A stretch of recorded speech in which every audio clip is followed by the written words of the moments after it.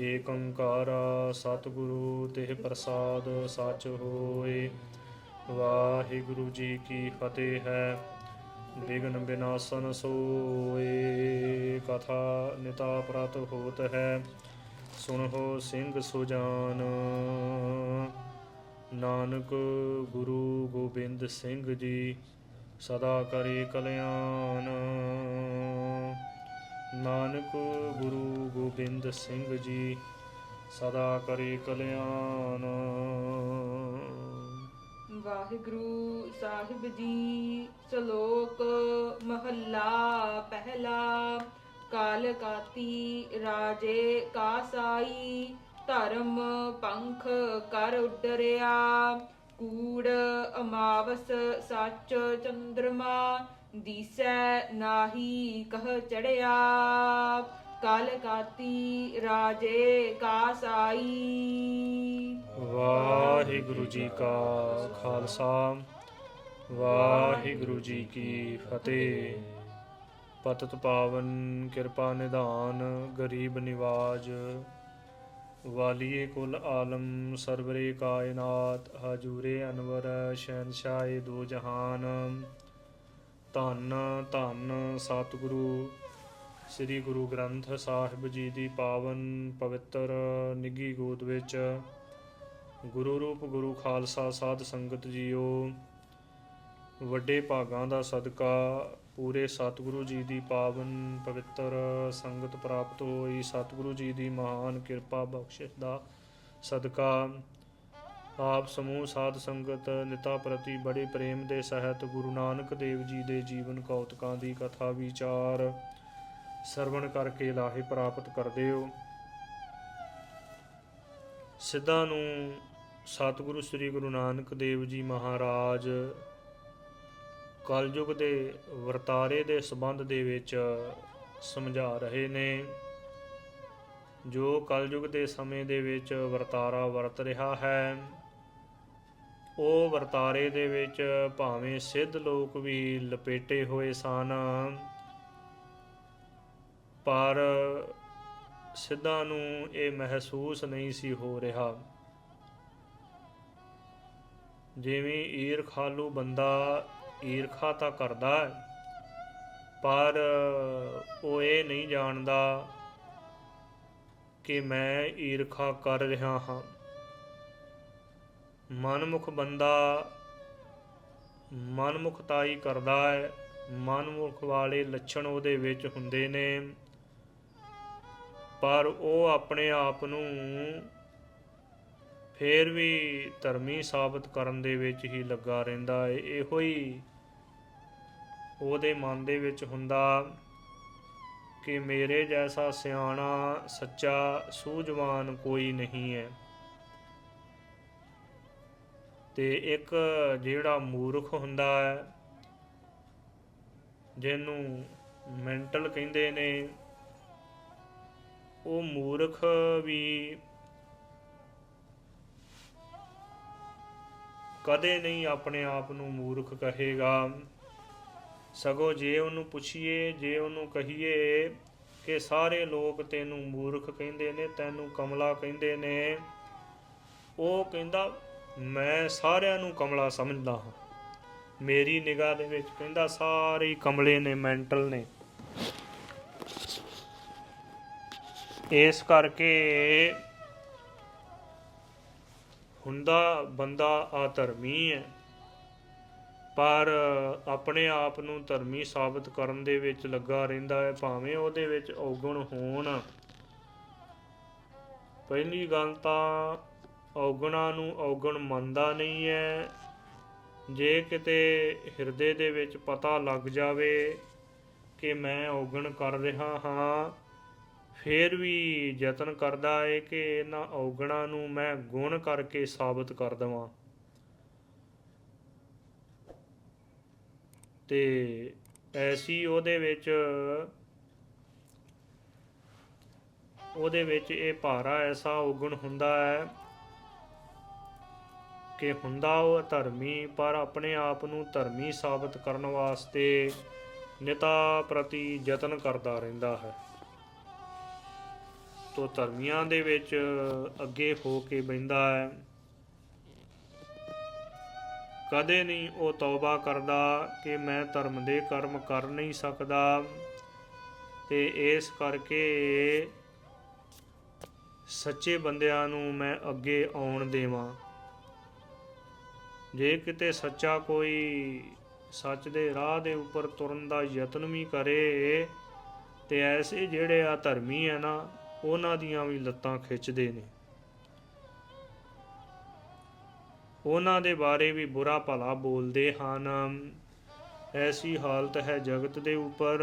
ਜਿਹੜੇ ਸਿੱਧ ਲੋਕ ਸਨ ਉਹ ਵੀ ਐਸੇ ਹੀ ਅਧਰਮੀ ਹੋ ਗਏ ਸਨ, ਪਰ ਸਤਿਗੁਰੂ ਜੀ ਨੇ ਉਹਨਾਂ ਨੂੰ ਸਿੱਧੇ ਰਾਹ ਤੁਰਨ ਦਾ ਉਪਦੇਸ਼ ਦਿੱਤਾ। ਆਓ ਜੀ, ਸਤਿਗੁਰੂ ਜੀ ਕਿਰਪਾ ਕਰ ਰਹੇ ਨੇ। ਮਨ ਚਿੱਤ ਬਿਰਤੀਆਂ ਇਕਾਗਰ ਕਰਕੇ ਗੁਰੂ ਕੀ ਪਾਵਨ ਬਾਣੀ ਦਾ ਜਿਹੜਾ ਸ਼ਬਦ ਹੈ ਉਹ ਸਰਵਣ ਕਰੀਏ। ਕਲਯੁਗ ਦੇ ਵਰਤਾਰੇ ਨੂੰ ਦੇਖ ਕੇ ਤੇ ਧਰਤੀ ਕਿਵੇਂ ਪੁਕਾਰ ਕਰਦੀ ਹੈ, ਉਹ ਅਕਾਲ ਪੁਰਖ ਪਰਮੇਸ਼ਰ ਵਾਹਿਗੁਰੂ ਜੀ ਦੇ ਅੱਗੇ। ਵਾਹਿਗੁਰੂ ਸਾਹਿਬ ਜੀ। ਸ਼ਲੋਕ ਮਹੱਲਾ ਪਹਿਲਾ। ਸ਼ਲੋਕ ਸਵੈ ਲੋਕ ਨਿਜ ਲੋਕ ਦੀ ਪ੍ਰਾਪਤੀ ਕਰਾਉਣ ਵਾਲਾ, ਆਪਣੇ ਸਵੈ ਸਰੂਪ ਦੀ ਪ੍ਰਾਪਤੀ ਕਰਾਉਣ ਵਾਲਾ। ਅਤੇ ਮਹੱਲਾ ਪਹਿਲਾ, ਪਹਿਲੇ ਪਾਤਸ਼ਾਹ ਧੰਨ ਧੰਨ ਸਤਿਗੁਰੂ ਸ੍ਰੀ ਗੁਰੂ ਨਾਨਕ ਦੇਵ ਜੀ ਦਾ ਉਚਾਰਨ ਕੀਤਾ ਹੋਇਆ ਇਹ ਸ਼ਬਦ ਹੈ। ਕਾਲ ਕਾਤੀ ਰਾਜੇ ਕਾ ਸਾਈ। ਸਤਿਗੁਰੂ ਜੀ ਨੇ ਬਚਨ ਕੀਤੇ ਨੇ ਕਿ ਕਲਯੁਗ ਦੀ ਕਿਰਿਆ ਹੈ ਨਾ ਜਿਹੜੀ, ਇਹ ਕੈਂਚੀ ਜੈਸੀ ਹੈ। ਕਾਲ ਕਾਤੀ, ਕਾਲ ਕਾਤੀ, ਕਾਲ ਕਲਯੁਗ ਦੀ ਕਿਰਿਆ ਕਾਤੀ ਕੈਂਚੀ ਜੈਸੀ ਹੈ। ਤੇ ਉਹ ਕੈਂਚੀ ਕਿਸ ਦੇ ਹੱਥ ਦੇ ਵਿੱਚ ਹੈ? ਰਾਜਿਆਂ ਦੇ ਹੱਥ ਦੇ ਵਿੱਚ। ਰਾਜੇ ਕਸਾਈ ਬਣੇ ਬੈਠੇ ਨੇ। ਰਾਜਿਆਂ ਦੇ ਹੱਥ ਦੇ ਵਿੱਚ ਜਿਹੜੀ ਪਾਪ ਕਰਨ ਵਾਲੀ ਕੈਂਚੀ ਹੈ ਨਾ, ਉਹ ਫੜੀ ਹੋਈ ਹੈ ਰਾਜਿਆਂ ਨੇ। ਰਾਜਿਆਂ ਦੇ ਹੱਥ ਦੇ ਵਿੱਚ ਕੈਂਚੀ ਹੈ, ਤੇ ਉਹ ਕੈਂਚੀ ਨੂੰ ਪਕੜ ਕੇ ਕਸਾਈ ਬਣੇ ਬੈਠੇ ਨੇ ਰਾਜੇ। ਵੈਸੇ ਰਾਜਾ ਉਹ ਹੁੰਦਾ ਏ ਜਿਹੜਾ ਰੱਜਿਆ ਹੋਇਆ ਹੋਵੇ, ਤੇ ਜੈਸਾ ਰਾਜਾ ਹੋਵੇ ਉੱਥੇ ਉਸੇ ਤਰ੍ਹਾਂ ਦੀ ਪ੍ਰਜਾ ਹੋ ਜਾਂਦੀ ਹੈ। ਜੇ ਰਾਜਾ ਧਰਮੀ ਹੋਵੇ ਤੇ ਪ੍ਰਜਾ ਦੇ ਲੋਕ ਵੀ ਧਰਮ ਕਰਦੇ ਨੇ, ਧਰਮ ਦੇ ਕਰਮ ਕਰਦੇ ਨੇ। ਰਾਜਾ ਕਸਾਈ ਹੋਵੇ, ਰਾਜਾ ਬੁਰੇ ਕਰਮ ਕਰਨ ਵਾਲਾ ਹੋਵੇ, ਤੇ ਪ੍ਰਜਾ ਦੇ ਲੋਕ ਵੀ ਜਥਾ ਰਾਜਾ ਤਥਾ ਪ੍ਰਜਾ, ਐਸੀ ਹੀ ਹਾਲਤ ਹੋ ਜਾਂਦੀ। ਇਸ ਕਰਕੇ ਕਲ ਕਾਤੀ, ਕਲਯੁਗ ਦੀ ਜਿਹੜੀ ਤੱਤੀ ਕਿਰਿਆ ਏ, ਇਹ ਕੈਂਚੀ ਦੀ ਤਰ੍ਹਾਂ ਹੈ, ਤੇ ਰਾਜੇ ਕਸਾਈ ਬਣੇ ਹੋਏ ਨੇ। ਧਰਮ ਪੰਖ ਕਰ ਉਡਰਿਆ। ਧਰਮ ਖੰਭ ਲਾ ਕੇ ਹੀ ਉੱਡ ਗਿਆ ਹੈ। ਧਰਮ ਦੁਨੀਆ ਦੇ ਨੇੜੇ ਤੇੜੇ ਵੀ ਨਹੀਂ ਰਿਹਾ, ਐਸੀ ਹਾਲਤ ਹੋ ਗਈ। ਤਾਂ ਹੀ ਤਾਂ ਸਤਿਗੁਰੂ ਜੀ ਨੇ ਜੋ ਸ਼ਬਦ ਉਚਾਰਨ ਕੀਤਾ ਸੀ, ਸਤਿਗੁਰੂ ਜੀ ਨੇ ਜੋ ਆਪਣੀ ਪਾਵਨ ਪਵਿੱਤਰ ਬਾਣੀ ਦੇ ਵਿੱਚ ਪਾਵਨ ਬਚਨ ਉਚਾਰਨ ਕੀਤਾ ਹੈ ਕਿ ਧਰਮ ਨੂੰ ਲੋਕ ਲੰਘ ਗਏ ਨੇ, ਭਾਵ ਕਿ ਧਰਮ ਤੋਂ ਦੂਰ ਹੋ ਗਏ ਨੇ। ਅਤੇ ਰਾਜੇ ਵੀ, ਰਾਜਿਆਂ ਦਾ ਸੁਭਾਅ ਵੀ ਕਸਾਈਆਂ ਜੈਸਾ ਹੀ ਹੋ ਗਿਆ ਹੈ। ਜਿਵੇਂ ਕਸਾਈ ਬਹੁਤ ਜ਼ਿਆਦਾ ਪਾਪ ਕਰਦਾ ਹੈ ਨਾ, ਸਵੇਰ ਤੋਂ ਲੈ ਕੇ ਸ਼ਾਮ ਤੱਕ ਸਦਾ ਵਾਸਤੇ ਪਾਪ ਹੀ ਚਿਤਵਦਾ ਅਤੇ ਪਾਪ ਕਰਮ ਹੀ ਕਰਦਾ ਹੈ ਕਸਾਈ। ਇਸੇ ਹੀ ਤਰ੍ਹਾਂ ਰਾਜੇ ਕਸਾਈ ਹੋ ਗਏ ਨੇ, ਪ੍ਰਜਾ ਦੇ ਉੱਪਰ ਹੀ ਜ਼ੁਲਮ ਕਰਨ ਲੱਗ ਪਏ। ਐਸੀ ਹਾਲਤ ਹੋ ਗਈ ਅਤੇ ਧਰਮ ਪੰਖ ਕਾਰ ਉੱਡ ਰਿਹਾ। ਧਰਮ ਨੂੰ ਖੰਭ ਲੱਗ ਗਏ ਹਨ, ਧਰਮ ਖੰਭ ਲਾ ਕੇ ਹੀ ਉੱਡ ਗਿਆ। ਧਰਮ ਦੁਨੀਆ ਦੇ ਨੇੜੇ ਤੇੜੇ ਵੀ ਨਹੀਂ ਰਿਹਾ।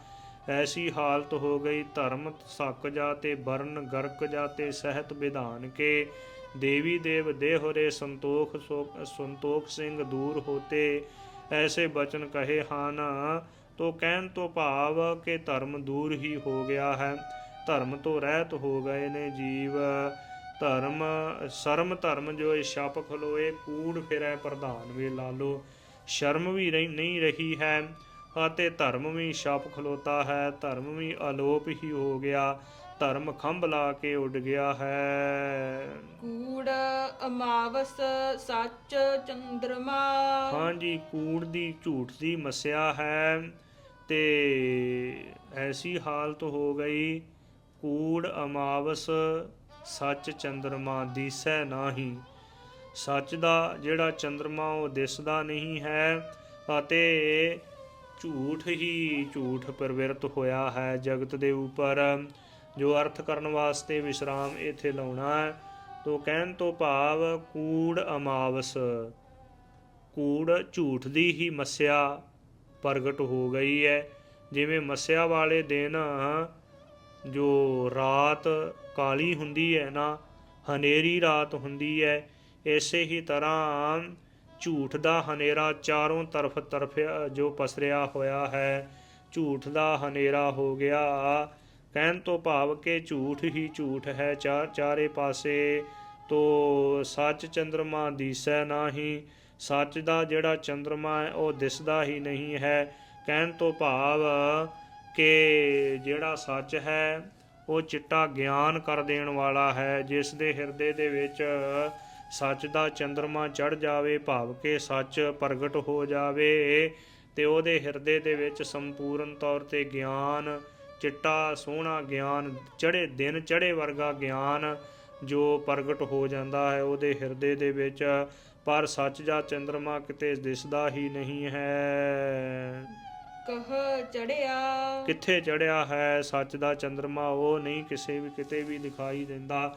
ਕੂੜ ਅਮਾਵਸ ਸੱਚ ਚੰਦਰਮਾ, ਕੂੜ ਅਮਾਵਸ ਸੱਚ ਚੰਦਰਮਾ ਦੀਸਹਿ ਨਾਹੀ ਕਹਿ ਚੜਿਆ।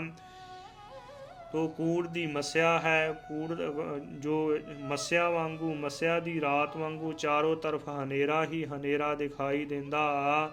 ਚੰਦਰਮਾ ਦੀਸੈ ਨਾਹੀ, ਚੰਦਰਮਾ ਕਿਤੇ ਦਿਸਦਾ ਹੀ ਨਹੀਂ ਹੈ। ਤੋ ਕਹਿ ਚੜਿਆ, ਕਿੱਥੇ ਚੜਿਆ ਹੋਇਆ ਹੈ ਚੰਦਰਮਾ?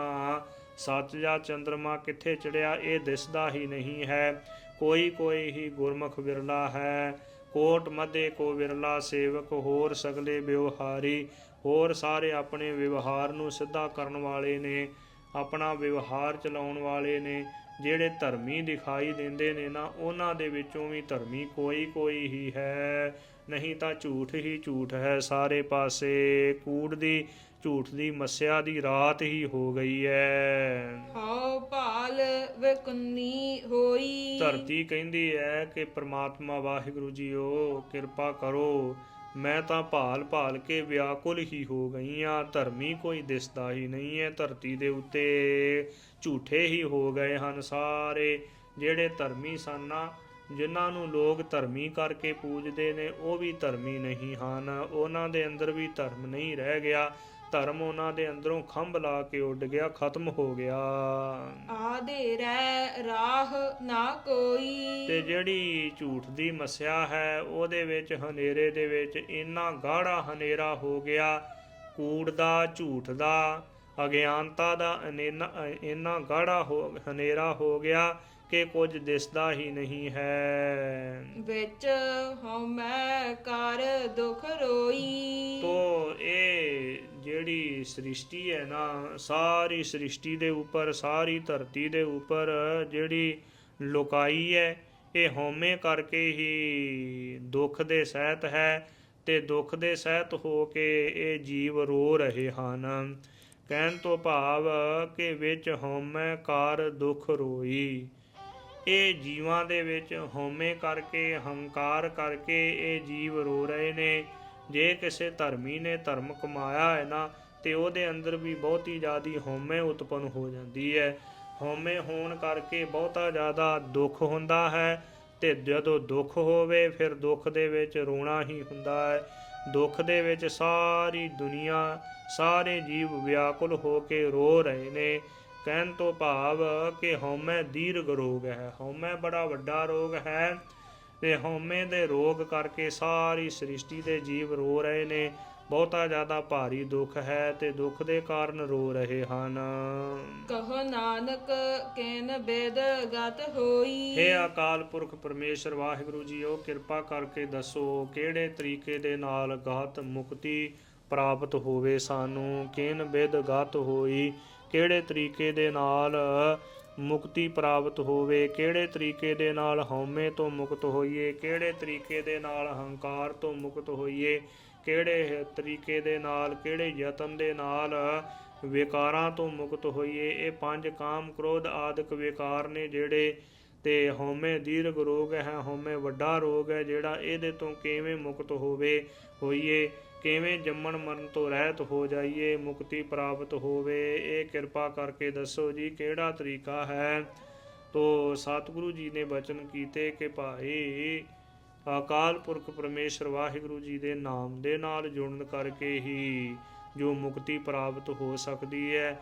ਸਾਰੇ ਜਿਹੜੇ ਔਗਣ ਨੇ ਇਹ ਦੂਰ ਹੋ ਜਾਣਗੇ ਪ੍ਰਮਾਤਮਾ ਦੇ ਨਾਮ ਦੇ ਨਾਲ ਜੁੜਨ ਕਰਕੇ। ਸ਼ਲੋਕ ਮਹੱਲਾ ਪਹਿਲਾ। ਪਹਿਲੇ ਪਾਤਸ਼ਾਹ ਧੰਨ ਧੰਨ ਸਤਿਗੁਰੂ ਸ੍ਰੀ ਗੁਰੂ ਨਾਨਕ ਦੇਵ ਜੀ ਇਹ ਸ਼ਲੋਕ ਦੇ ਵਿੱਚ ਕਿਰਪਾ ਕਰਦੇ ਹਨ। ਸਤੀ ਪਾਪ ਕਰ ਸਤ ਕਮਾਹੇ। ਭਾਈ ਦੁਨੀਆ ਦੇ ਉੱਪਰ ਐਸੀ ਹਾਲਤ ਹੋ ਗਈ ਹੈ, ਸਤੀ ਕਹਾਉਣ ਵਾਲੇ, ਸਤ ਪ੍ਰਤੱਗੀ ਕਹਾਉਣ ਵਾਲੇ ਪਾਪ ਕਰਕੇ ਤੇ ਫੇਰ ਵੀ ਕਹਿੰਦੇ ਨੇ ਕਿ ਅਸੀਂ ਸਤ ਹੀ ਕਮਾਉਂਦੇ ਹਾਂ, ਅਸੀਂ ਸਤ ਹੀ ਸੱਚੇ ਕਰਮ ਹੀ ਕਰਦੇ ਹਾਂ। ਅਸੀਂ ਸਤੀ ਕਹਾਉਣ ਵਾਲੇ ਤੋਂ ਸਤ ਪ੍ਰਤੱਗੀ ਕਹਾਉਣ ਵਾਲੇ ਕਰਦੇ ਪਾਪ ਨੇ, ਅਤੇ ਫੇਰ ਵੀ ਕਹਿੰਦੇ ਨੇ ਕਿ ਅਸੀਂ ਸਤ ਕਮਾ ਰਹੇ ਹਾਂ, ਅਸੀਂ ਸਤ ਧਰਮ ਦੀ ਕਮਾਈ ਕਰਦੇ ਹਾਂ, ਅਸੀਂ ਬੜੇ ਧਰਮੀ, ਬੜੇ ਵੱਡੇ ਧਰਮੀ ਹਾਂ, ਸਾਡੇ ਜੈਸਾ ਧਰਮੀ ਕੋਈ ਨਹੀਂ ਹੈ। ਜੇ ਕਿਸੇ ਧਰਮੀ ਦੀ ਜੈ ਜੈਕਾਰ ਹੋਵੇ, ਜੋ ਦੁਨੀਆ ਦੇ ਉੱਪਰ ਤਪੱਸਿਆ ਕਰਨ ਕਰਕੇ, ਭਗਤੀ ਕਰਨ ਕਰਕੇ, ਬੰਦਗੀ ਕਰਨ ਕਰਕੇ, ਕਾਮ ਕ੍ਰੋਧ ਆਦਿਕ ਵਿਕਾਰਾਂ ਤੋਂ, ਜੋ ਈਰਖਾ ਬਖੀਲੀ ਤੋਂ ਰਹਿਤ ਹੋ ਕੇ ਜੇ ਕੋਈ ਭਗਤੀ ਕਰੇ, ਸਿਮਰਨ ਭਜਨ ਕਰੇ, ਉਹਦੀ ਜੇ ਕਿਤੇ ਜੈ ਜੈਕਾਰ ਹੋਣ ਲੱਗ ਪਵੇ ਤੇ ਉਹਨੂੰ ਕਹਿੰਦੇ ਨੇ ਇਹ ਸਤ ਪ੍ਰਤੱਗੀ ਕਿਵੇਂ ਹੋ ਸਕਦਾ ਹੈ।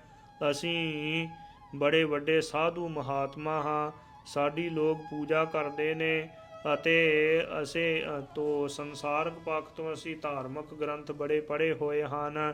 ਕਹਿਣ ਤੋਂ ਭਾਵ ਕਿ ਆਪਣੇ ਆਪ ਨੂੰ ਸਤੀ ਸਾਬਤ ਕਰਨ ਦੇ ਵਿੱਚ ਹੀ ਲੱਗੇ ਰਹਿੰਦੇ ਨੇ।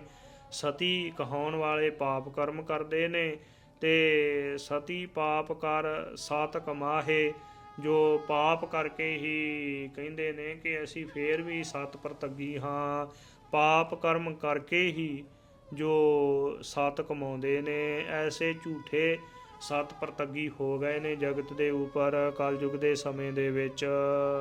ਗੁਰ ਦੀਖਿਆ ਘਰ ਦੇਵਨ ਜਾਹੇ। ਤੇ ਐਸੇ ਗੁਰੂ ਹਨ ਜਗਤ ਦੇ ਉੱਪਰ ਕਿ ਆਪਣੇ ਚੇਲਿਆਂ ਦੇ ਵਿੱਚ, ਚੇਲਿਆਂ ਦੇ ਘਰਾਂ ਦੇ ਵਿੱਚ ਜਾ ਕੇ ਦੀਖਿਆ ਦੇਣ ਵਾਸਤੇ ਪਹੁੰਚਦੇ ਹਨ, ਆਪ ਪਹੁੰਚ ਕਰਦੇ ਹਨ। ਚੇਲੇ ਘਰਾਂ ਦੇ ਵਿੱਚ ਬੈਠੇ ਹਨ ਤੇ ਆਪ ਉਹਨਾਂ ਨੂੰ ਗੁਰਦੀਖਿਆ ਦੇਣ ਵਾਸਤੇ ਜਾਂਦੇ ਨੇ। ਜਿਵੇਂ ਸਤਿਗੁਰੂ ਜੀ ਨੇ ਬਚਨ ਕੀਤੇ ਨੇ ਕਿ ਚੇਲੇ ਬੈਠਣ ਘਰਾਂ ਵਿੱਚ, ਗੁਰ ਉੱਠ ਘੜੀ ਘੜੀ ਤਿਨਾੜੇ ਜਾਈ। ਭਾਈ ਗੁਰਦਾਸ ਜੀ ਨੇ ਵਚਨ ਕੀਤੇ ਹਨ। ਚੇਲੇ ਘਰਾਂ ਦੇ ਵਿੱਚ ਬੈਠਦੇ ਨੇ ਤੇ ਗੁਰੂ ਉਹਨਾਂ ਦੇ ਘਰਾਂ ਦੇ ਵਿੱਚ ਉੱਠ ਕੇ ਜਾਂਦੇ ਹਨ। ਬੁਲਾਉਣ ਤੋਂ ਬਿਨਾਂ ਹੀ ਤੁਰੇ ਫਿਰਦੇ ਨੇ ਕਿ ਅਸੀਂ ਤੁਹਾਨੂੰ ਦੀਖਿਆ ਦੇ ਕੇ ਜਾਣਾ ਹੈ। ਧੱਕੇ ਦੇ ਨਾਲ ਹੀ ਦੀਖਿਆ ਦੇਣ ਨੂੰ ਤੁਰੇ ਫਿਰਦੇ ਨੇ। ਜਿਵੇਂ ਅੱਜ ਕੱਲ੍ਹ ਦੇ ਬਾਬੇ ਐਸੇ ਹੋ ਗਏ ਨੇ, ਕੋਈ ਗੁੜ ਵਾਲਾ ਅੰਮ੍ਰਿਤ ਬਣਾ ਲੈਂਦਾ ਤੇ ਕੋਈ ਖੰਡ ਵਾਲਾ ਅੰਮ੍ਰਿਤ ਬਣਾ ਲੈਂਦਾ, ਤੇ ਕਹਿੰਦੇ ਬੋਤਲਾਂ ਦੇ ਵਿੱਚ ਹੀ ਪਾ ਕੇ ਲੈ ਜਾਓ, ਤੁਹਾਡੀ ਗਤੀ ਹੋ ਜਾਵੇਗੀ, ਤੁਸੀਂ ਅੰਮ੍ਰਿਤਧਾਰੀ ਬਣ ਜਾਓਗੇ। ਐਸੇ ਵੀ ਹੋ ਗਏ ਹਨ ਦੁਨੀਆ ਦੇ ਉੱਤੇ। ਪਖੰਡੀ ਗੁਪਤੋ ਗੁਪਤੀ ਪਖੰਡ ਕਰੀ ਜਾਂਦੇ ਹਨ। ਕਈ ਪੰਥ ਐਸੇ ਨੇ ਕਿ ਉਹਨਾਂ ਦੇ ਵਿੱਚ ਕਹਿੰਦੇ ਨੇ ਕਿ ਗੁਰੂ ਸਾਹਿਬ ਜੀ ਨੇ ਭਾਵੇਂ 5 ਪਿਆਰੇ ਸਾਜੇ ਸਨ ਕਿ ਜੇ ਕਿਤੇ ਸਿੰਘ ਨਾ ਮਿਲੇ ਤੇ 2 ਬੀਬੀਆਂ ਨੂੰ ਵੀ ਨਾਲ ਲਾ ਲਓ, ਭਾਵੇਂ 5 ਪਿਆਰਿਆਂ ਦੀ ਸੇਵਾ ਦੇ ਵਿੱਚ। ਇਵੇਂ ਆਪਣੀ ਮਰਿਆਦਾ ਬਣਾਈ ਫਿਰਦੇ ਹਨ। ਗੁਰੂ ਕੀ ਮਰਿਆਦਾ ਨੂੰ ਪਿੱਛੇ ਛੱਡ ਕੇ ਤੇ ਆਪਣੀ ਘਰ ਦੀ ਹੀ ਮਰਿਆਦਾ ਬਣਾ ਲੈਂਦੇ ਹਨ। ਇਸਤਰੀ ਪੁਰਖੈ ਖਟਿਐ ਭਾਉ। ਹਾਂਜੀ, ਇਸ ਪ੍ਰਕਾਰ ਇਸਤਰੀ ਤੇ ਪੁਰਖ ਜੋ ਭਾਉ ਦੀ ਖੱਟੀ ਕਰਦੇ ਹਨ। ਭਾਵੈ ਆਵੋ ਭਾਵੈ ਜਾਓ। ਤੋ ਇਸ ਪ੍ਰਕਾਰ ਐਸੀ ਹਾਲਤ ਹੋ ਗਈ ਹੈ, ਭਾਵੇਂ ਕੋਈ ਆਵੇ ਤੇ ਭਾਵੇਂ ਜਾਵੇ, ਜੋ ਇਸਤਰੀ ਪੁਰਖ ਹੈ ਖਟਿਐ ਭਾਵੋ ਭਾਵੈ ਆਵੋ ਭਾਵੈ ਜਾਓ। ਐਸੀ ਹਾਲਤ ਹੋ ਗਈ ਹੈ, ਜਿਹੜੇ ਪੁਰਸ਼ ਨੇ ਉਹ ਇਸਤਰੀਆਂ ਦੇ ਗੁਲਾਮ ਹੋ ਗਏ ਨੇ। ਜਿਵੇਂ ਸਤਿਗੁਰੂ ਜੀ ਨੇ ਪਾਵਨ ਬਾਣੀ ਦੇ ਵਿੱਚ ਬਚਨ ਕੀਤੇ ਨੇ ਨਾ, ਜਿਵੇਂ ਇਸਤਰੀਆਂ ਕਹਿੰਦੀਆਂ ਨੇ ਉਸੇ ਤਰ੍ਹਾਂ ਹੀ ਕਰਦੇ ਹਨ। ਮਰਦ ਵੀ ਉਹਨਾਂ ਦੇ ਗੁਲਾਮ ਹੀ ਹੋ ਗਏ ਨੇ। ਜੋ ਜਿਵੇਂ ਸਤਿਗੁਰੂ ਜੀ ਨੇ ਆਪਣੀ ਪਾਵਨ ਬਾਣੀ ਦੇ ਵਿੱਚ ਬਚਨ ਉਚਾਰਨ ਕੀਤੇ ਨੇ ਕਿ ਜੋਰਾਂ ਦਾ ਆਖਿਆ ਪੁਰਸ਼ ਕਮਾਵੰਦੇ ਸੇ ਅਮਿਤ ਅਮੇਦ ਖਲਾ, ਜੋ ਕਾਮ ਵਿਆਪੇ ਕਸੁੱਧ ਨਾਰ ਸੇ ਜੋਰਾ ਪੁੱਛ ਚੱਲਾ। ਉਹ ਇਸਤਰੀਆਂ ਨੂੰ ਪੁੱਛ ਕੇ ਸਾਰੇ ਕੰਮ ਕਰਦੇ ਹਨ। ਇਸਤਰੀ ਪੁਰਖ ਹੈ ਖਟਿਆ ਭਾਉ, ਤੇ ਇਸਤਰੀ ਪੁਰਖ ਜੋ ਇੱਕ ਦੂਜੇ ਦੇ ਭਾਵ ਪ੍ਰੇਮ ਦੀ ਹੀ ਖੱਟੀ ਖੱਟਦੇ ਹਨ। ਕਹਿਣ ਤੋਂ ਭਾਵ ਕਿ ਕਮਾਈ, ਜੋ ਨਾਮ ਦੀ ਕਮਾਈ ਕਰਨੀ, ਉਹ ਤਾਂ ਦੂਰ ਹੀ ਰਹਿ ਗਈ ਹੈ। ਐਸੀ ਹਾਲਤ ਹੋ ਗਈ ਹੈ। ਤੇ ਭਾਵੈ ਆਵੋ ਭਾਵੈ ਜਾਓ, ਜੋ ਘਰ ਬੈਠੀ ਇਸਤਰੀ ਨੂੰ, ਭਾਵੇਂ ਜੋ ਘਰ ਬੈਠੀ ਇਸਤਰੀ ਨੂੰ ਧਨ ਪਦਾਰਥ ਚਾਹੀਦਾ ਹੈ, ਸੁੰਦਰ ਵਸਤਰ ਜਾਂ ਜੋ ਸੁੰਦਰ ਗਹਿਣੇ ਆਦਿਕ, ਇਹ ਸਭ ਕੁਝ ਚਾਹੀਦਾ ਹੈ। ਭਾਵੇਂ ਜੋ ਮਰਦ ਆਵੇ ਘਰ ਦੇ ਵਿੱਚ ਜਾਂ ਨਾ ਆਵੇ, ਦੁੱਖ ਭੋਗੇ ਕਿਸ ਪ੍ਰਕਾਰ, ਜੋ ਕਮਾਈ ਕਰਕੇ ਲਿਆਵੇ, ਇਹ ਨਹੀਂ ਹੈ ਕੋਈ। ਬਸ ਜੋ ਆਪਣੀ ਜਿਹੜੀ ਜੋ ਮਨੌਤ ਹੈ ਨਾ, ਉਹ ਪੂਰੀ ਹੋਣੀ ਚਾਹੀਦੀ ਹੈ। ਕਹਿਣ ਤੋਂ ਭਾਵ ਕਿ ਇਸਤਰੀ ਦੇ ਹਿਰਦੇ ਦੇ ਵਿੱਚ ਇਹ ਹੈ ਕਿ ਜੋ ਮੈਂ ਕਹਿੰਦੀ ਹਾਂ ਉਹ ਮੈਨੂੰ ਪ੍ਰਾਪਤ ਹੋਣਾ ਚਾਹੀਦਾ ਹੈ। ਪੁਰਸ਼ ਭਾਵੇਂ ਜਦੋਂ ਮਰਜ਼ੀ ਆਵੇ ਘਰ ਦੇ ਵਿੱਚ ਤੇ ਭਾਵੇਂ ਜਿੱਥੇ ਮਰਜ਼ੀ ਜਾਵੇ, ਇਹ ਪ੍ਰੇਮ ਰਹਿ ਹੀ ਨਹੀਂ ਗਿਆ। ਜੋ ਸਤਿਗੁਰੂ ਜੀ ਦੇ ਸਿਧਾਂਤ ਦੇ ਵਿੱਚ, ਗੁਰਬਾਣੀ ਦੇ ਵਿੱਚ ਤਾਂ ਇਹ ਬਚਨ ਨੇ ਕਿ ਜਿਹੜੀ ਇਸਤਰੀ ਹੈ ਨਾ, ਉਹ ਆਪਣੇ ਪਤੀ ਨੂੰ ਪਰਮੇਸ਼ਰ ਦੇ ਬਰਾਬਰ ਜਾਣੇ। ਕਹੋ ਨਾਨਕ ਜਿਨ ਪ੍ਰਿਓ ਪਰਮੇਸ਼ਰ ਕਰ ਜਾਣਿਆ, ਧਨ ਸਤੀ ਦਰਗਹਿ ਪ੍ਰਵਾਨਿਆ। ਸਤੀ ਤਾਂ ਐਸੀ ਹੋਣੀ ਚਾਹੀਦੀ ਹੈ, ਪਰ ਐਸੀਆਂ ਇਸਤਰੀਆਂ ਹੋ ਗਈਆਂ ਨੇ ਕਿ ਪਤੀ ਭਾਵੇਂ ਆਵੇ ਜਾਂ ਜਾਵੇ, ਜਦੋਂ ਮਰਜ਼ੀ ਜੋ ਪ੍ਰਸ਼ਾਦਾ ਪਾਣੀ ਛਕੇ, ਉਹਦੀ ਕੋਈ ਸੇਵਾ ਨਹੀਂ ਕਰਨੀ, ਕੋਈ ਭਾਵਨਾ ਨਹੀਂ ਰੱਖਣੀ, ਜੋ ਪਤੀ ਨੂੰ ਪਰਮੇਸ਼ਰ ਦੇ ਸਮਾਨ ਨਹੀਂ ਸਮਝਣਾ, ਪਤੀ ਦਾ ਸਤਿਕਾਰ ਨਹੀਂ ਕਰਨਾ। ਐਸੀ ਹਾਲਤ ਹੋ ਗਈ ਹੈ ਅੱਜ ਦੇ ਸਮੇਂ ਇਸਤਰੀਆਂ ਦੀ ਵੀ। ਸਾਸਤ ਬੇਦ ਨਾ ਮਾਨੈ ਕੋਈ। ਧਾਰਮਿਕ ਗ੍ਰੰਥਾਂ ਦੇ ਵਿੱਚ ਜੋ ਬਚਨ ਲਿਖੇ ਨੇ, ਜੋ ਮਰਿਆਦਾ ਲਿਖੀ ਹੈ, ਜੋ ਡਿਸਪਲਿਨ ਲਿਖਿਆ ਹੈ, ਉਹਨੂੰ ਕੋਈ ਵੀ ਨਹੀਂ ਮੰਨਦਾ। ਸਾਸਤ ਬੇਦ ਨਾ ਮਾਨੈ ਕੋਇ। ਹਾਂਜੀ, ਆਪੋ ਆਪੈ ਪੂਜਾ ਹੋਏ। ਆਪੋ ਆਪਣੀ ਮਰਜ਼ੀ ਦੇ ਅਨੁਸਾਰ ਹੀ ਪੂਜਾ ਕਰਦੇ ਹਨ। ਆਪਣੇ ਹੀ ਅਸੂਲ ਘੜ ਲੈਂਦੇ, ਆਪਣੀ ਮਰਿਆਦਾ ਬਣਾ ਲੈਂਦੇ ਨੇ। ਜਿਵੇਂ ਅੱਜ ਸਾਡੇ ਵੀ ਸਿੱਖਾਂ ਦੇ ਵਿੱਚ ਐਸੀ ਹੀ ਹਾਲਤ ਹੋ ਗਈ ਹੈ। ਤੋ ਆਪੋ ਆਪਣੀ ਹੀ ਮਰਿਆਦਾ ਬਣਾਈ ਹੋਈ ਹੈ। ਕੋਈ ਕਹਿੰਦਾ ਇਹ ਫਲਾਣੇ ਦੀ ਮਰਿਆਦਾ ਹੈ, ਕੋਈ ਕਹਿੰਦਾ ਇਹ ਫਲਾਣੇ ਦੀ ਮਰਿਆਦਾ ਹੈ। ਗੁਰੂ ਦੀ ਮਰਿਆਦਾ ਕਿਤੇ ਰਹਿ ਹੀ ਨਹੀਂ ਗਈ, ਆਪੋ ਆਪਣੀ ਮਰਿਆਦਾ ਬਣਾਈ ਬੈਠੇ ਨੇ। ਕਾਜੀ ਹੋਏ ਕੈ ਬਹਿ ਨਿਆਏ। ਹਾਂਜੀ, ਕਾਜੀ ਬਣ ਕੇ ਤੇ ਨਿਆਂ ਕਰਨ ਵਾਸਤੇ ਬਹਿ ਜਾਂਦਾ ਹੈ। ਬੜਾ ਜੋ ਆਕੜ ਕੇ ਚੌੜਾ ਹੋ ਕੇ ਬਹਿ ਜਾਂਦਾ ਹੈ, ਕਾਜੀ ਬਣ ਕੇ ਨਿਆਂ ਕਰਨ ਵਾਸਤੇ। ਫੇਰੇ ਤਸਬੀਹ ਕਰੇ ਖੁਦਾਏ। ਦਿਖਾਵੇ ਮਾਤਰ ਤਸਬੀਹ ਫੇਰਦਾ ਹੈ, ਮਾਲਾ ਫੇਰਦਾ ਹੈ ਤੇ ਖੁਦਾ ਦਾ ਜਾਪ ਕਰਦਾ ਹੈ ਦਿਖਾਉਣ ਵਾਸਤੇ। ਵੱਡੀ ਲੈ ਕੇ ਹੱਕ ਗਵਾਏ। ਤੇ ਜਦੋਂ ਕੋਈ ਤਗੜਾ ਬੰਦਾ ਆ ਜਾਵੇ ਨਾ, ਜੋ ਧਨਾੜ ਆ ਜਾਵੇ, ਉਹਦੇ ਕੋਲੋਂ ਵੱਡੀ ਲੈ ਕੇ ਤੇ ਹੱਕ ਗਵਾਏ। ਜਿਹੜਾ ਹੱਕ ਬਣਦਾ ਹੈ ਕਾਜੀ ਦਾ, ਧਰਮੀ ਦਾ ਹੱਕ ਬਣਦਾ ਹੈ ਕਿ ਸਹੀ ਨਿਆਂ ਕਰੇ, ਉਹ ਸਹੀ ਨਿਆਂ ਨਹੀਂ ਕਰਦਾ। ਵੱਡੀ ਲੈ ਕੇ ਤੇ ਜੋ ਇਸ ਪ੍ਰਕਾਰ ਝੂਠਾ ਨਿਆਂ ਹੀ ਕਰ ਦਿੰਦਾ ਹੈ। ਸਤਿਗੁਰੂ ਜੀ ਬਚਨ ਕਰਦੇ ਨੇ ਕਿ ਜਿਹੜਾ ਧਰਮੀ ਬੰਦਾ ਹੈ, ਜੇ ਉਹਨੂੰ ਹੱਕ ਕਰਨ ਵਾਸਤੇ ਜੇ ਕਿਸੇ ਨੇ ਧਰਮੀਆਂ ਨੇ ਚੁਣ ਲਿਆ ਹੈ ਨਾ, ਆਮ ਜੀਵਾਂ ਨੇ ਚੁਣ ਲਿਆ, ਤੇ ਉਹ ਧਰਮ ਦਾ ਨਿਆਂ ਹੀ ਕਰੇ।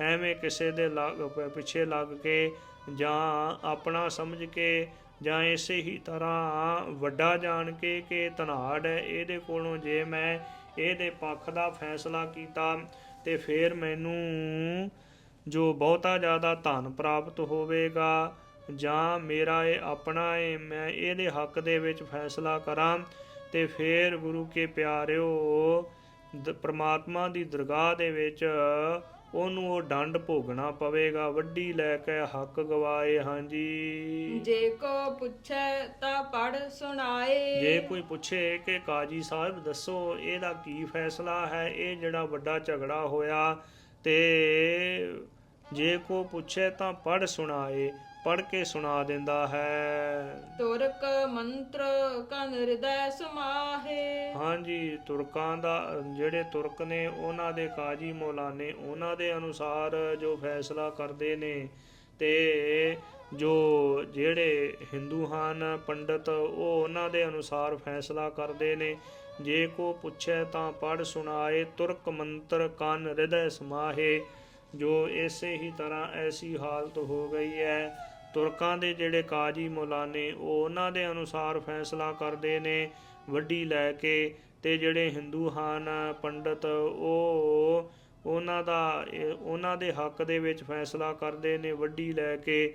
ਐਸੀ ਹਾਲਤ ਹੈ ਜੀਵਾਂ ਦੀ, ਜੋ ਕਹਿਣ ਤੋਂ ਭਾਵ ਕਿ ਧਰਮ ਤੋਂ ਦੂਰ ਚਲੇ ਗਏ ਨੇ, ਤੇ ਧਨ ਲੈ ਕੇ ਵੱਡੀ ਲੈ ਕੇ, ਤੇ ਜੋ ਵੱਡਿਆਂ ਦੇ ਹੱਕ ਦੇ ਵਿੱਚ ਧਨਾਢ ਲੋਕਾਂ ਦੇ ਰਾਜੇ ਮਹਾਰਾਜਿਆਂ ਦੇ ਆਪਣਿਆਂ ਦੇ ਹੱਕ ਦੇ ਵਿੱਚ ਫੈਸਲੇ ਕਰ ਦਿੰਦੇ ਹਨ, ਜੀਵਾਂ ਦੇ ਉੱਤੇ ਭਾਰੀ ਜ਼ੁਲਮ ਕਰਦੇ ਨੇ। ਲੋਕ ਮੁਹਾਬ ਹੈ ਚਾੜੀ ਖਾਹੇ। ਹਾਂਜੀ, ਇਸ ਪ੍ਰਕਾਰ ਜੋ ਲੋਕ ਮੁਹਾਵਹੇ ਚਾੜੀ ਖਾਹੇ, ਲੋਕਾਂ ਨੂੰ ਅਨੇਕਾਂ ਤਰ੍ਹਾਂ ਭਰਮਾਉਂਦੇ ਹਨ, ਅਤੇ ਲੋਕਾਂ ਨੂੰ ਭਰਮਾ ਕੇ ਤੇ ਪਰਮਾਤਮਾ ਦੀ ਦਰਗਾਹ ਦੇ ਵਿੱਚ ਇਹਨਾਂ ਨੂੰ ਮਾਰ ਪਵੇਗੀ।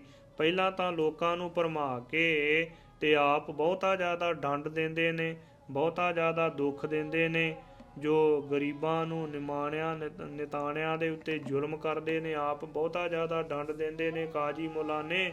ਤੇ ਫਿਰ ਜਦੋਂ ਪਰਮਾਤਮਾ ਦੀ ਦਰਗਾਹ ਦੇ ਵਿੱਚ ਜਾਂਦੇ ਨੇ ਨਾ, ਤੇ ਫਿਰ ਇਹਨਾਂ ਦੇ ਵੀ ਬਹੁਤੀਆਂ ਜ਼ਿਆਦੀਆਂ ਚਪੇੜਾਂ ਪੈਂਦੀਆਂ ਨੇ। ਕਹਿਣ ਤੋਂ ਭਾਵ ਕਿ ਇਹਨਾਂ ਦੇ ਉੱਤੇ ਵੀ ਬਹੁਤਾ ਜ਼ਿਆਦਾ ਫਿਰ ਇਹਨਾਂ ਨੂੰ ਦੰਡ ਦਿੱਤਾ ਜਾਂਦਾ ਪਰਮਾਤਮਾ ਦੀ ਦਰਗਾਹ ਦੇ ਵਿੱਚ। ਇੱਥੇ ਲੋਕਾਂ ਨੂੰ ਦੰਡ ਦਿੰਦੇ ਨੇ, ਤੇ ਉੱਥੇ ਪਰਮਾਤਮਾ ਦੀ ਦਰਗਾਹ ਦੇ ਵਿੱਚ ਜਿਹੜੇ ਝੂਠਾ ਫੈਸਲਾ ਕਰਦੇ ਨੇ, ਜੋ ਉਹਨਾਂ ਨੂੰ ਫਿਰ ਬਹੁਤੀ ਜ਼ਿਆਦਾ ਮਾਰ ਪੈਂਦੀ ਹੈ। ਚੌਕਾ ਦੇ ਕੇ ਸੁੱਚਾ ਹੋਏ। ਜਿਹੜੇ ਬ੍ਰਾਹਮਣ ਨੇ ਨਾ, ਉਹ ਜੋ ਗੋਬਰ ਫੇਰ ਕੇ ਚੌਂਕੇ ਦੇ ਵਿੱਚ ਤੇ ਉੱਥੇ ਬੈਠ ਕੇ ਫਿਰ ਭੋਜਨ ਛਕਣ ਵਾਸਤੇ ਤਿਆਰ ਹੋ ਜਾਂਦੇ ਨੇ। ਧੋਤੀ ਖੋਲ ਵਿਛਾਏ ਹੇਠ, ਗਰਦਪ ਵਾਂਗੂ ਲਾਏ ਪੇਟ, ਗਧੇ ਵਾਂਗੂ ਜੋ ਪੇਟ ਭਰਦੇ ਹਨ, ਬਹੁਤਾ ਜ਼ਿਆਦਾ ਅੰਨ ਖਾਂਦੇ ਹਨ। ਐਸੀ ਹਾਲਤ ਹੋਈ, ਕਹਿਣ ਤੋਂ ਭਾਵ ਕਿ ਪਹਿਲਾਂ ਚੌਂਕੇ ਦੇ ਵਿੱਚ ਜੋ ਪੋਚਾ ਫੇਰਦੇ ਨੇ, ਫਿਰ ਕਾਰਾਂ ਕੱਢਦੇ ਹਨ। ਇਹ ਕਹਿੰਦੇ ਨੇ ਕਿ ਜਿੱਥੇ ਅਸੀਂ ਚੌਂਕੇ ਦੇ ਵਿੱਚ ਬੈਠੇ ਹੋਏ, ਜਿੱਥੇ ਗੋਬਰ ਫੇਰਿਆ, ਇਹ ਸੁੱਚਾ ਹੋ ਗਿਆ ਹੈ। ਆਪਣੇ ਆਪ ਨੂੰ ਸੁੱਚਾ ਸਮਝਦੇ ਹਨ। ਜੇ ਕਿਸੇ ਵਿਚਾਰੇ ਗਰੀਬ ਦਾ ਜੋ ਪਰਛਾਵਾਂ ਵੀ ਇਹਨਾਂ ਨੂੰ ਜੋ ਗਰੀਬ ਦਾ ਪਰਛਾਵਾਂ ਵੀ ਪੈ ਜਾਵੇ, ਫਿਰ ਵੀ ਕਹਿੰਦੇ ਨੇ ਕਿ ਭਿੱਟੇ ਗਏ ਹਾਂ ਅਸੀਂ। ਐਸੀ ਹਾਲਤ ਹੈ। ਜਿਹੜੇ ਪਾਪ ਕਰਮ ਕਰਦੇ ਨੇ ਉਹ ਇਹਨਾਂ ਨੂੰ ਯਾਦ ਹੀ ਨਹੀਂ। ਜਿਵੇਂ ਸਤਿਗੁਰੂ ਜੀ ਨੇ ਬਚਨ ਕੀਤੇ ਹਨ ਕਿ ਕਬੁੱਧ ਦੂਮਣੀ ਕੁਦਇਆ ਕੁਸਾਇਣ, ਪਰ ਨਿੰਦਾ ਘਟ ਚੂਹੜੀ ਮੁੱਠੀ ਕ੍ਰੋਧ ਚੰਡਾਰ, ਚੰਡਾਲ ਕਾਰੀ ਕੱਢੀ ਕਿਆ ਥੀਏ ਜਾਂ ਚਾਰੇ ਬੈਠੀਆਂ ਨਾਲ। ਸਤਿਗੁਰੂ ਜੀ ਬਚਨ ਕਰਦੇ, ਸਤਿਗੁਰੂ ਜੀ ਨੇ ਬਚਨ ਕੀਤਾ ਸੀ ਗੰਗਾ ਦੇ ਉੱਪਰ ਕਿ ਪੰਡਤੋ, ਆ ਜਿਹੜੀਆਂ ਲਕੀਰਾਂ ਕੱਢੀਆਂ ਨੇ, ਪੋਚਾ ਫੇਰਿਆ ਹੈ, ਇਹ ਤੁਹਾਡਾ ਕੀ ਕਰੇਗਾ? ਤੁਹਾਡੇ ਅੰਦਰ ਤਾਂ ਔਗਣ ਹਨ। ਸਤਿਗੁਰੂ ਜੀ ਨੂੰ ਪੁੱਛਿਆ ਕਿ ਕਿਹੜੇ ਔਗਣ ਨੇ? ਸਤਿਗੁਰੂ ਜੀ ਕਹਿਣ ਲੱਗੇ ਕਿ ਕਬੁੱਧ ਡੂਮਣੀ, ਜਿਹੜੀ ਖੋਟੀ ਬੁੱਧੀ ਹੈ, ਇਹ ਡੂਮਣੀ ਮਰਾਸਣ ਹੈ ਤੁਹਾਡੇ ਹਿਰਦੇ ਦੇ ਵਿੱਚ। ਕਬੁੱਧ ਡੂਮਣੀ ਕੁਦਇਆ ਕੁਸਾਇਣ, ਕਦਇਆ ਜਿਹੜੀ ਖੋਟੀ ਦਇਆ ਕਰਦੇ ਹੋ, ਜੋ ਰਾਤ ਦੇ ਸਮੇਂ ਦੇ ਵਿੱਚ ਮੱਛੀਆਂ ਫੜ ਕੇ ਜਲ ਤੋਰੀਆਂ ਕਹਿ ਕਹਿ ਕੇ ਭੁੰਨ ਕੇ ਤਰੀ ਵਾਲੀਆਂ ਬਣਾ ਕੇ ਖਾਂਦੇ ਹੋ, ਤੇ ਇਸ ਪ੍ਰਕਾਰ ਉਹਨਾਂ ਮੱਛੀਆਂ ਨੂੰ ਜਲ ਤੋਰੀਆਂ ਕਹਿ ਕਹਿ ਕੇ ਖਾਈ ਜਾਂਦੇ ਹੋ। ਐਸੀ ਹਾਲਤ ਹੈ ਤੁਹਾਡੀ, ਖੋਟੀ ਦਇਆ ਹੈ ਤੁਹਾਡੇ ਹਿਰਦੇ ਦੇ ਵਿੱਚ। ਕਬੁੱਧ ਡੂਮਣੀ ਕੁਦਇਆ ਕੁਸਾਇਣ, ਕੋਟੀ ਦਇਆ ਜਿਹੜੀ ਇਹ ਕਸਾਇਣ ਹੈ। ਕਬੁੱਧ ਡੂਮਣੀ ਕਦਇਆ ਕਸਾਇਣ ਪਰ ਨਿੰਦਾ ਘਟ ਚੂਹੜੀ, ਜਿਹੜੀ ਪਰਾਏ ਦੀ ਨਿੰਦਾ ਕਰਦੇ ਹੋ ਤੁਹਾਡੇ ਹਿਰਦੇ ਦੇ ਵਿੱਚ ਚੂਹੜੀ ਹੈ। ਤੋ ਪਰ ਨਿੰਦਾ ਘਟ ਚੂਹੜੀ ਮੁੱਠੀ ਕ੍ਰੋਧ ਚੰਡਾਲ, ਜਿਹੜੀ ਠੱਗੀ ਮਾਰਦੇ ਹੋ ਅਤੇ ਕ੍ਰੋਧ ਕਰਦੇ ਹੋ, ਠੱਗੀ ਮਾਰਦੇ ਹੋ, ਇਹ ਵੀ ਬੜਾ ਭਾਰੀ ਔਗਣ ਹੈ। ਤੇ ਫਿਰ ਕ੍ਰੋਧ ਹੈ ਤੁਹਾਡੇ ਹਿਰਦੇ ਦੇ ਵਿੱਚ, ਇਹ ਚੰਡਾਲ ਹੈ, ਕ੍ਰੋਧ ਬੈਠਾ ਹੋਇਆ ਹੈ। ਕਹਿਣ ਤੋਂ ਭਾਵ ਕਿ ਇੰਨੇ ਔਗਣ ਤਾਂ ਤੁਹਾਡੇ ਅੰਦਰ ਨੇ, ਫਿਰ ਲਕੀਰਾਂ ਕੱਢ ਕੇ ਤੁਹਾਡਾ ਕਿਵੇਂ ਸੁੱਚੇ ਹੋ ਜਾਓਗੇ। ਲਕੀਰਾਂ ਕੱਢ ਕੇ ਗੋਬਰ ਫੇਰ ਕੇ, ਗਊ ਦਾ ਗੋਬਰ ਫੇਰ ਕੇ ਕਿਵੇਂ ਸੁੱਚੇ ਹੋ ਜਾਓਗੇ, ਨਹੀਂ ਸੁੱਚੇ ਹੋ ਸਕਦੇ। ਜਿੰਨਾ ਸਮਾਂ ਤੁਹਾਡੇ ਹਿਰਦੇ ਦੇ ਵਿੱਚੋਂ ਔਗਣ ਨਹੀਂ ਨਿਕਲਦੇ ਤੇ ਉਹਨਾਂ ਸਮਾਂ ਸਤਿਗੁਰੂ ਜੀ ਨੇ ਗੰਗਾ ਦੇ ਕਿਨਾਰੇ ਕਿਹਾ ਸੀ ਕਿ ਤੁਹਾਡੇ ਨਾਲ ਬੈਠ ਕੇ ਅਸੀਂ ਭੋਜਨ ਨਹੀਂ ਛਕ ਸਕਦੇ, ਕਿਉਂਕਿ ਤੁਸੀਂ ਅੰਦਰੋਂ ਅਪਵਿੱਤਰ ਹੋ, ਅੰਦਰ ਤੁਹਾਡੇ ਬਹੁਤੇ ਜ਼ਿਆਦੇ ਦੁਸ਼ਟ ਨੇ, ਇਹ ਔਗਣ ਤੁਹਾਡੇ ਅੰਦਰ ਹਨ, ਇਹਨਾਂ ਔਗਣਾਂ ਨੂੰ ਪਹਿਲਾਂ ਕੱਢੋ। ਇਸ ਪ੍ਰਕਾਰ ਸਤਿਗੁਰੂ ਜੀ ਨੇ ਕਿਰਪਾ ਕੀਤੀ ਸੀ। ਐਸਾ ਹਿੰਦੂ ਵੇਖੋ ਕੋਈ, ਸਤਿਗੁਰੂ ਜੀ ਨੇ ਬਚਨ ਕੀਤੇ ਕਿ ਲੋਗ ਮੁਹਾਵਹਿ ਚਾੜੀ ਖਾਹੇ, ਚੌਕਾ ਦੇ ਕੇ ਸੁੱਚਾ ਹੋਏ। ਚੌਕਾ ਦੇ ਕੇ ਤੋ ਚੌਕੇ ਦੇ ਵਿੱਚ ਗੋਬਰ ਫੇਰ ਕੇ ਕਾਰਾਂ ਕੱਢ ਕੇ ਕਹਿੰਦੇ ਹੋ ਕਿ ਅਸੀਂ ਸੁੱਚੇ ਹੋ ਗਏ। ਐਸੇ ਔਗਣ ਨੇ ਤੁਹਾਡੇ ਵਿੱਚ ਕਬੁੱਧ ਡੂਮਣੀ ਕੁਦਾਇਆ ਕੁਸਾਇਣ ਪਰ ਨਿੰਦਾ ਘਟ ਚੂਹੜੀ ਮੁੱਠੀ ਕ੍ਰੋਧ ਚੰਡਾਲ, ਕਾਰੀ ਕੱਢੀ ਕਿਆ ਥੀਐ ਜਾਂ ਚਾਰੇ ਬੈਠੀਆਂ ਨਾਲ। ਲਕੀਰਾਂ ਕੱਢੀਆਂ ਕੀ ਕਰਨਗੀਆਂ, ਪੋਚਾ ਫੇਰਿਆ ਕੀ ਕਰੂਗਾ, ਜੇ ਚਾਰੇ ਹੀ ਤੁਹਾਡੇ ਨਾਲ ਔਗਣ ਬੈਠੇ ਨੇ। ਐਸਾ ਹਿੰਦੂ ਵੇਖੋ ਕੋਏ, ਸਤਿਗੁਰੂ ਜੀ ਨੇ ਬਚਨ ਕਹੇ ਕਿ ਦੇਖੋ ਇਹ ਜਿਹੜੇ ਹਿੰਦੂ ਨੇ ਆਪਣੇ ਆਪ ਨੂੰ ਇਹ ਪੰਡਤ ਵੱਡੇ ਧਰਮ ਦੇ ਜੋ ਠੇਕੇਦਾਰ ਕਹਾਉਣ ਵਾਲੇ ਨਰਕਾਂ ਨੂੰ ਜਾਣਗੇ। ਐਸਾ ਹਿੰਦੂ ਵੇਖੋ ਕੋਏ, ਐਸਾ ਹਿੰਦੂ ਵੇਖੋ। ਹਾਂ, ਦੁਨੀਆ ਦੇ ਉੱਤੇ ਹੈਗਾ ਕੋਈ ਜਿਹਨੇ ਔਗਣ ਆਪਣੇ ਅੰਦਰੋਂ ਮਾਰ ਲਏ ਹੋਣ, ਹਉਮੈ ਨੂੰ ਕੱਢ ਦਿੱਤਾ ਹੋਵੇ, ਹੰਕਾਰ ਕੱਢ ਦਿੱਤਾ ਹੋਵੇ, ਈਰਖਾ ਬਖੀਲੀ ਨਿੰਦਿਆ ਚੁਗਲੀ ਔਗਣ ਕੱਢ ਦਿੱਤੇ ਹੋਣ। ਐਸਾ ਹਿੰਦੂ ਵੇਖੋ ਕੋਈ ਹੈ ਤੁਹਾਡੇ। ਸਤਿਗੁਰੂ ਜੀ ਨੇ ਬਚਨ ਕਹੇ ਕਿ ਇਹ ਔਗਣਾਂ ਦੇ ਸਹਿਤ ਐਸੇ ਹਿੰਦੂ ਦੇਖ ਲੈਣਾ ਕਰੋ। ਆਪਣੇ ਆਪ ਨੂੰ ਹਿੰਦੂ ਕਹਿੰਦੇ ਨੇ। ਹਿੰਦੂ ਕਿਹਨੂੰ ਕਹਿੰਦੇ ਨੇ? ਚੋਰ ਨੂੰ। ਤੇ ਤੁਸੀਂ ਚੋਰ ਹੀ ਬੈਠੇ ਹੋਏ ਹੋ, ਇੰਨੇ ਔਗਣ ਨਾਲ ਲੈ ਕੇ ਆਪਣੇ ਆਪ ਨੂੰ ਧਰਮੀ ਕਹਾਉਂਦੇ ਹੋ। ਜੋਗੀ ਗਿਰਹੀ ਜਟਾ ਬਪੂਤ, ਹਾਂਜੀ, ਜੋਗੀਆਂ ਨੇ ਆਪਣੇ ਘਰ ਨੂੰ ਛੱਡ ਦਿੱਤਾ ਹੈ ਤੇ ਜਟਾ ਧਾਰਨ ਕਰ ਲਈਆਂ, ਵਿਭੂਤੀ ਲਾ ਲਈ ਹੈ। ਪਰ ਫੇਰ ਵੀ ਜਦੋਂ ਮੰਗਣ ਜਾਂਦੇ ਨੇ ਪਰਾਇਆ ਘਰਾਂ ਦੇ ਉੱਤੇ, ਪਰਾਈਆਂ ਇਸਤਰੀਆਂ ਦੇ ਉੱਤੇ ਹੀ ਲਭਾਏਮਾਨ ਹੁੰਦੇ ਹਨ। ਆਗੇ ਪਾਛੈ ਰੋਵਹਿ ਪੂਤ, ਜੋਗੀ ਹਸਨ ਜਿਹੜੇ ਉਹ ਪਹਿਲਾਂ ਗ੍ਰਸਤੀ ਸਨ, ਗ੍ਰਸਤ ਮਾਰਗ ਨੂੰ ਛੱਡ ਕੇ ਆਪਣੇ ਧੀਆਂ ਪੁੱਤਰਾਂ ਨੂੰ, ਇੰਨੀਆਂ ਪਤਨੀਆਂ ਨੂੰ ਛੱਡ ਕੇ ਤੇ ਉਹ ਜੋਗੀ ਬਣ ਗਏ ਨੇ। ਕੰਨਾਂ ਦੇ ਵਿੱਚ ਬਲੌਰ ਦੀਆਂ ਮੁੰਦਰਾਂ ਪਾ ਲਈਆਂ, ਤੋ ਸਿਰ ਮੂੰਹ ਮਨਾ ਲਿਆ। ਫਿਰ ਬਾਅਦ ਦੇ ਵਿੱਚ ਜੋ ਬੋੜ ਦਾ ਦੁੱਧ ਲਾ ਕੇ ਵੱਡੀਆਂ ਜਟਾਂ ਵਧਾ ਲਈਆਂ, ਤੋ ਬਹੁਤੀਆਂ ਲੰਬੀਆਂ ਉਮਰਾਂ ਕਰ ਲਈਆਂ। ਕੀ ਫਾਇਦਾ ਹੋਵੇਗਾ? ਅੱਗੇ ਪਿੱਛੇ ਤੁਹਾਡੇ ਪੁੱਤਰ ਰੋਂਦੇ ਫਿਰਦੇ ਨੇ। ਜਿਹੜੀਆਂ ਪਤਨੀਆਂ ਵਿਆਹੀਆਂ ਸਨ, ਰਾਣੀਆਂ ਵਿਆਹੀਆਂ ਸਨ, ਉਹਨਾਂ ਨੂੰ ਵਿਰਲਾਪ ਕਰਦਿਆਂ ਨੂੰ ਹੀ ਛੱਡ ਗਏ। ਉਹਨਾਂ ਦੇ ਜਿਹੜੇ ਘਰ ਦੇ ਵਿੱਚ ਬੱਚੇ ਹੋਏ ਉਹਨਾਂ ਨੂੰ ਵੀ ਵਿਰਲਾਪ ਕਰਦਿਆਂ ਨੂੰ ਹੀ ਛੱਡ ਗਏ। ਕੀ ਕੀਤਾ ਕਰੇਗਾ ਤੁਹਾਡਾ ਇਹ ਯੋਗ ਸਾਧਨਾ? ਪ੍ਰਾਣਾਯਾਮ ਕੀਤਾ, ਯੋਗ ਸਾਧਨਾ ਕੀਤੀ, ਕੀ ਕਰੇਗੀ? ਤੁਹਾਡੇ ਜਿਹੜੇ ਘਰ ਦੇ ਵਿੱਚ ਬਾਲਕ ਸਨ ਉਹ ਤਾਂ ਵਿਰਲਾਪ ਕਰਦੇ ਫਿਰਦੇ ਨੇ ਅੱਗੇ ਪਿੱਛੇ, ਆਗੇ ਪਾਛੇ ਰੋਵੇ ਪੂਤ। ਜੋਗ ਨਾ ਪਾਇਆ ਜਗਤ ਗਵਾਈ, ਸਤਿਗੁਰੂ ਜੀ ਕਹਿੰਦੇ ਨੇ ਕਿ ਯੋਗ ਪਰਮਾਤਮਾ ਦੇ ਨਾਲ ਜੁੜਨਾ ਸੀ, ਪਰਮਾਤਮਾ ਦੇ ਨਾਲ ਜੁੜਨ ਵਾਲਾ ਜਿਹੜਾ ਯੋਗ ਸੀ ਉਹ ਤਾਂ ਪ੍ਰਾਪਤ ਨਹੀਂ ਕੀਤਾ। ਜੋਗੀ ਕਿਹਨੂੰ ਕਹਿੰਦੇ ਨੇ? ਭਾਈ ਗੁਰਦਾਸ ਜੀ ਨੇ ਬਚਨ ਕੀਤੇ ਕਿ ਗੁਰਸਿੱਖ ਜੋਗੀ ਜਾਗਦੇ ਮਾਇਆ ਅੰਦਰ ਕਰਨ ਉਦਾਸੀ। ਗੁਰਸਿੱਖ ਜੋਗੀ ਜਾਗਦੇ ਨੇ, ਕਹਿਣ ਤੋਂ ਭਾਵ ਕਿ ਜਿਹੜੇ ਨਾਮ ਸਿਮਰਨ ਦੇ ਵਿੱਚ ਚਿੱਤ ਬਿਰਤੀ ਨੂੰ ਲਾ ਕੇ ਜਿਹੜੇ ਜਾਗ ਪਏ ਨੇ, ਜਿਨ੍ਹਾਂ ਦੇ ਹਿਰਦੇ ਦੇ ਵਿੱਚ ਗਿਆਨ ਦਾ ਦੀਪਕ ਜਗ ਪਿਆ, ਉਹ ਜੋਗੀ ਜੁੜੇ ਹੋਏ ਨੇ। ਜਿਹੜੇ ਗ੍ਰਸਤ ਮਾਰਗ ਦੇ ਵਿੱਚ ਰਹਿੰਦਿਆਂ ਹੋਇਆਂ ਜੋ ਪਰਮਾਤਮਾ ਦੇ ਨਾਮ ਦੇ ਨਾਲ, ਪਰਮਾਤਮਾ ਦੇ ਨਾਮ ਰੂਪ ਚਰਨਾਂ ਦੇ ਨਾਲ ਜੁੜ ਗਏ ਨੇ ਨਾ ਜਿਹੜੇ, ਉਹ ਜੋਗੀ ਨੇ। ਜੁੜੇ ਹੋਏ ਨੂੰ ਜੋਗੀ ਕਹਿੰਦੇ ਨੇ। ਕੰਨਾਂ ਦੇ ਵਿੱਚ ਬਲੌਰ ਦੀਆਂ ਮੁੰਦਰਾਂ ਪਾ ਲਈਆਂ, ਸਵਾਹ ਲਾ ਲਈ, ਪੌੜੀ ਰੱਖ ਲਈ, ਤੋਇਤ ਆਦਿਕ ਘਰ-ਬਾਰ ਛੱਡ ਕੇ ਧੀਆਂ ਪੁੱਤਰਾਂ ਨੂੰ ਛੱਡ ਕੇ ਚਲਾ ਗਿਆ, ਉਹਨੂੰ ਜੋਗੀ ਨਹੀਂ ਕਹਿੰਦੇ। ਜੋਗੀ ਜੁੜੇ ਹੋਏ ਨੂੰ ਕਹਿੰਦੇ ਨੇ। ਜੋਗੀ ਗਿਰਹੀ ਜਟਾ ਵਿਭੂਤ, ਆਗਹਿ ਪਾਛੈ ਰੋਵਹਿ ਪੂਤ। ਜੋਗ ਨਾ ਪਾਇਆ, ਜੋਗ ਪ੍ਰਾਪਤ ਹੀ ਨਹੀਂ ਕੀਤਾ। ਜੇ ਪ੍ਰਮਾਤਮਾ ਦੇ ਨਾਲ ਨਹੀਂ ਜੁੜੇ ਤੇ ਮਾਨੋ ਤੁਸੀਂ ਜੋਗ ਪ੍ਰਾਪਤ ਨਹੀਂ ਕੀਤਾ, ਤੁਹਾਨੂੰ ਜੋਗੀ ਨਹੀਂ ਕਿਹਾ ਜਾ ਸਕਦਾ।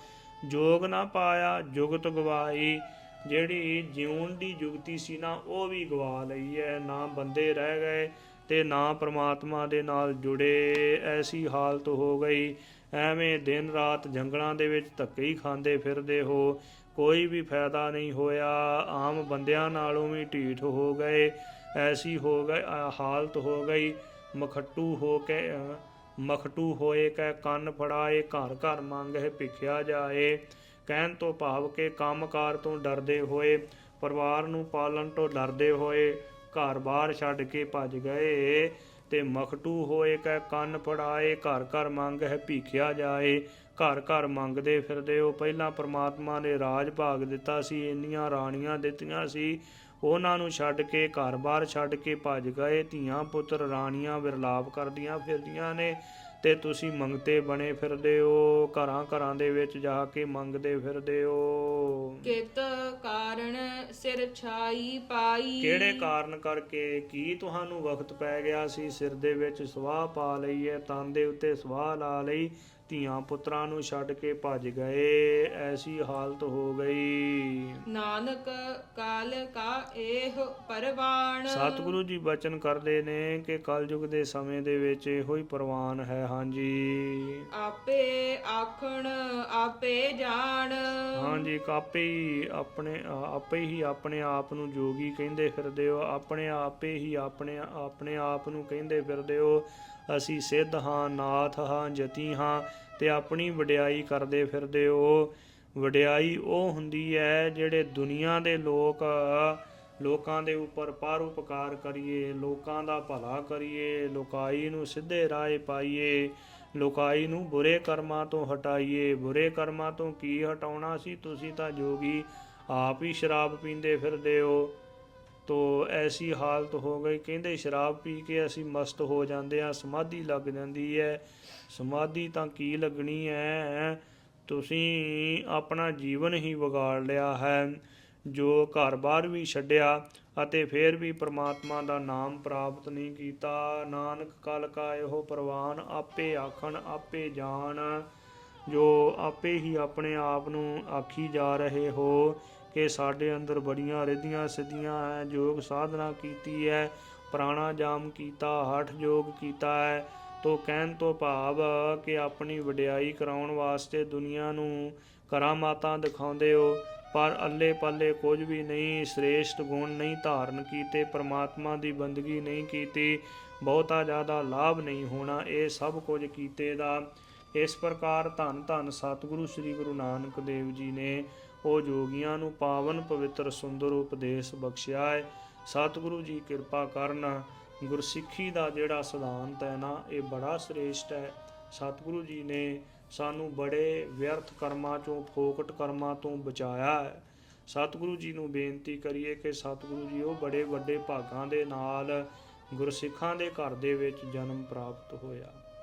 ਫਿਰ ਉਦੋਂ ਵੱਡੇ ਭਾਗ ਹੋਏ ਸਤਿਗੁਰੂ ਜੀ ਉਹ ਆਪ ਜੀ ਦੀ ਸੰਗਤ ਪ੍ਰਾਪਤ ਹੋਈ।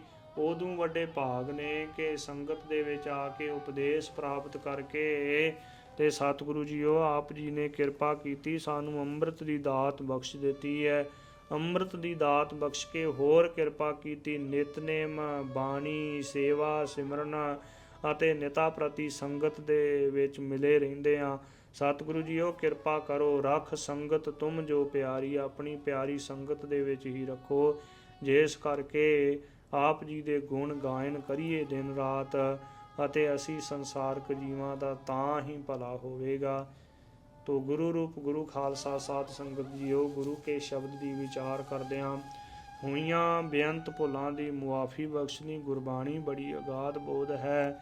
ਬਾਣੀ ਬਿਰਲੋ ਵਿਚਾਰਸੀ ਜੇ ਕੋ ਗੁਰਮੁਖ ਹੋਏ, ਇਹ ਬਾਣੀ ਮਹਾਂਪੁਰਖ ਕੀ ਨਿਜ ਘਰ ਵਾਸਾ ਹੋਏ। ਵਾਹੋ ਵਾਹੋ ਬਾਣੀ ਨਿਰੰਕਾਰ ਹੈ, ਤਿਸ ਜੇਵੜ ਅਵਰ ਨਾ ਕੋਏ। ਬਾਣੀ ਬੜੀ ਅਗਾਧ ਬੋਧ ਹੈ। ਗੁਰੂ ਕੇ ਪਿਆਰਿਓ, ਸੰਪੂਰਨ ਤੌਰ ਤੇ ਗੁਰਬਾਣੀ ਦੇ ਸਿਧਾਂਤ ਨੂੰ ਜਾਣਨਾ, ਗੁਰਬਾਣੀ ਦੇ ਕਹੇ ਉਪਦੇਸ਼ ਦੇ ਮੁਤਾਬਕ ਚੱਲਣਾ, ਇਹ ਸਾਡੇ ਵੱਸ ਦੀ ਗੱਲ ਨਹੀਂ। ਬੁੱਧੀ ਰੂਪ ਬਾਂਹ ਫੜ ਕੇ ਜੇ ਸਤਿਗੁਰੂ ਜੀ ਆਪ ਹੀ ਲਾ ਲੈਣ ਤੇ ਫੇਰ ਧਰਮ ਦੇ ਰਾਹ ਦੇ ਉੱਪਰ ਮਨ ਬਾਣੀ ਸਰੀਰ ਕਰਕੇ ਚੱਲ ਸਕਦੇ ਹਾਂ। ਗੁਰੂ ਕੇ ਸ਼ਬਦ, ਗੁਰੂ ਕੇ ਪਾਵਨ ਇਤਿਹਾਸ ਦੀ ਵਿਚਾਰ ਕਰਦਿਆਂ ਹੋਈਆਂ ਬੇਅੰਤ ਭੁੱਲਾਂ ਦੀ ਮੁਆਫੀ ਬਖਸ਼ਣੀ ਸਤਿਗੁਰੂ ਜੀ ਅਤੇ ਸਤਿਗੁਰੂ ਜੀ ਦੀ ਸਾਧ ਸੰਗਤ ਬਖਸ਼ਣ ਹਾਰ ਹੈ। ਲੇਖੈ ਕਤਹਿ ਛੂਟੀ ਹੈ, ਖਿਨ ਖਿਨ ਭੂਲਣ ਹਾਰ, ਬਖਸ਼ਣ ਹਾਰ ਬਖਸ਼ ਲੈ ਨਾਨਕ ਪਾਰ ਉਤਾਰ। ਨਾਨਕ ਕਾਲ ਕਾ ਇਹੋ ਪਰਵਾਣ, ਆਪੇ ਆਖਣ ਆਪੇ ਜਾਣ। ਵਾਹਿਗੁਰੂ ਜੀ ਕਾ ਖਾਲਸਾ, ਵਾਹਿਗੁਰੂ ਜੀ ਕੀ ਫਤਿਹ।